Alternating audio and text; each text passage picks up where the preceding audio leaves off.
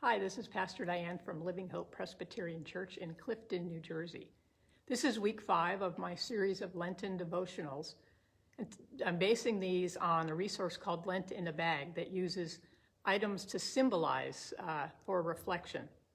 Today's focus is on beginnings, which I'm considering through the lens of baptism, beginning with the account of Jesus' baptism as it's recorded in Matthew 5, chapter 3. So here are these words, verses 13 to 17 from the Gospel, which I'll read from the Good News translation. At that time, Jesus arrived from Galilee and came to John at the Jordan to be baptized by him. But John tried to make him change his mind. "I ought to be baptized by you," John said, "and yet you have come to me." But Jesus answered him, "Let it be so for now, for in this way we shall do all that God requires." So John agreed. As soon as Jesus was baptized, he came up out of the water.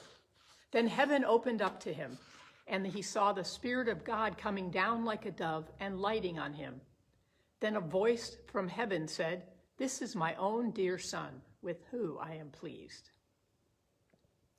Well, baptism is the one sacrament that all Christian denominations have in common, although some wouldn't call it a sacrament. In some denominations, infant baptism is a requirement. In others, it's believer's baptism, when a person can proclaim their faith themselves as the only way acceptable baptism, although infants are often dedicated or christened to God. In still others, both are present, like we do in the Presbyterian Church, and yet some traditions don't practice baptism at all. The form of baptism happens in 3 primary ways. There's full immersion, the pouring of water on your head, and the sprinkling of water on someone's head. In a dedication or christening, water is not normally used. Well, today's symbol is a seashell, a normal thing that's found in nature. I've collected hundreds of them over the years walking along the beach, although I don't have any of them, which is why you're seeing this metal seashell in the video today. Well, a seashell can remind us of a place we've been, or someone or something that matters, or simply the animal that once lived inside of it. It can also be a holy symbol to remind us of baptism. According to an article on signs and symbols from the PCUSA, the symbol of the seashell has been associated with baptism for centuries in the Christian church, primarily the first few centuries. Like many ancient symbols, the origin's likely a practical matter. How is it you were to pour generous amounts of water on someone's head in the rite of baptism?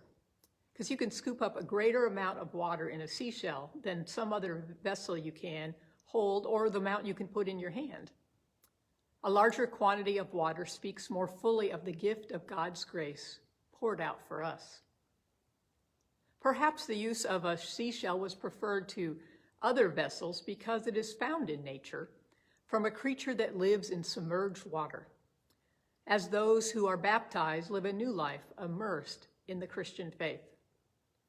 Well, baptism is one of many new beginnings we may experience in life.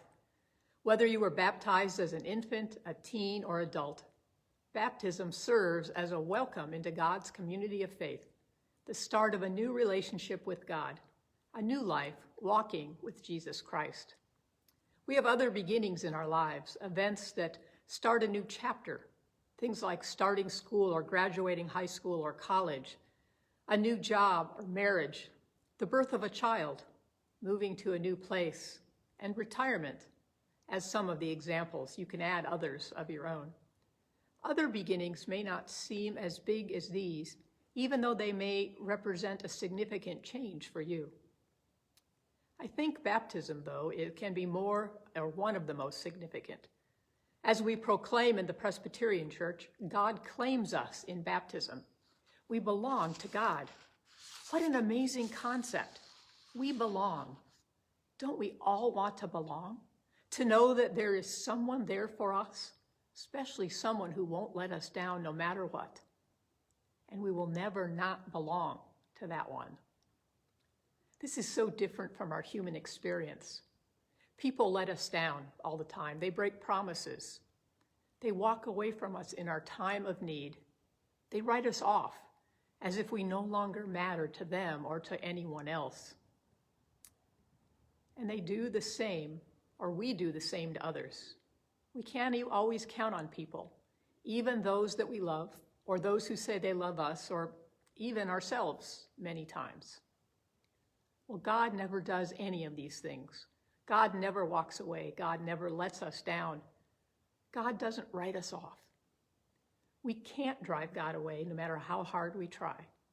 We may pretend that God isn't there, isn't with us always, but it doesn't change the fact that God never leaves us. We always belong to God. I read a story about a man named Mario as recounted by Patricia Callahan. Mario was a homeless man who lived in a church shelter. He had lived on the streets of New York City for half his life. Mario celebrated his 60th birthday with friends at the church dinner at the shelter, so he got to sit around the table with people he knew. Several people at the dinner claimed that there was no way Mario could be 60. He didn't look that old, so he couldn't possibly be. But responding to this comment, Mario reached into his pocket and pulled out his birth certificate, which showed that he was indeed 60 years old. Then Mario said, "Do you want to see my baptism certificate?" It showed that he was baptized as a baby at an Episcopal church in Lower Manhattan on the East Side. What a remarkable thing. Why would Mario have carried his baptismal certificate with him all those years as he wandered the streets?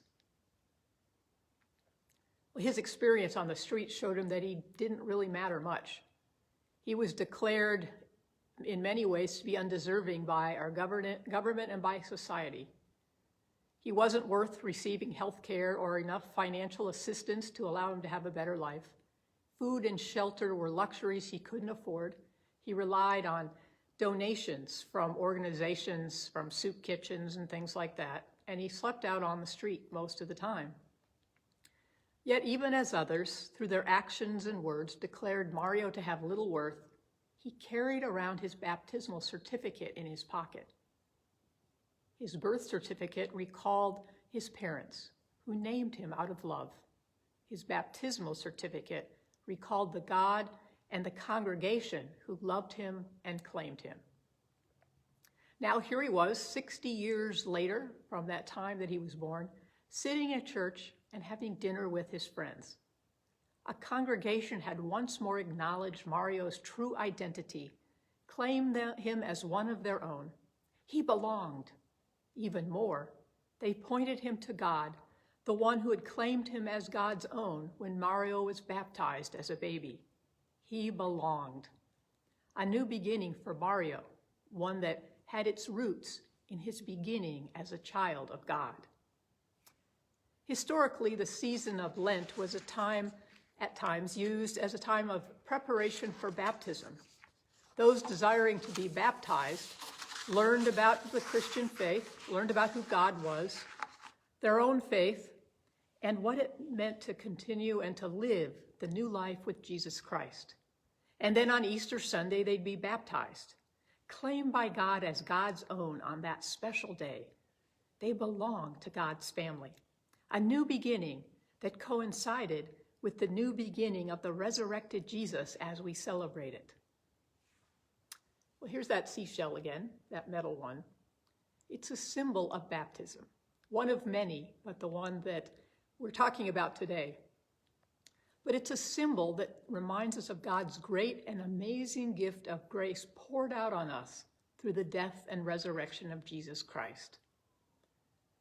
In thinking about this, I often wondered, why didn't I give people a seashell as a reminder of their baptism? Well, maybe this year a seashell just might be a great thing to include in our Easter baskets. Continue to reflect on the great grace that God has poured out on you. Amen.